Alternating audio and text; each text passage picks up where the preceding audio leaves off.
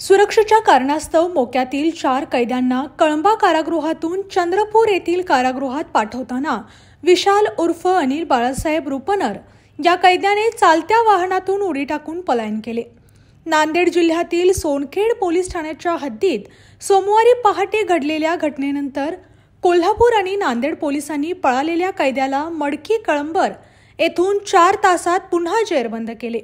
याबाबत अधिक माहिती अशी की कोल्हापुरातील कळंबा मध्यवर्ती कारागृहात शिक्षा भोगत असलेल्या 4 कैद्यांना सुरक्षेच्या कारणास्तव चंद्रपूर येथील कारागृहात पाठवले होते।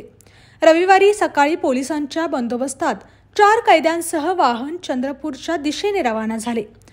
पहाटे 3च्या सुमारास नांदेड जिल्ह्यातील सोनखेड हद्दीत वाहनाची गती कमी असल्याचे पाहून कैदी विशाल रुपनर याने वाहनाचे दार उघडून बाहेर उडी मारली।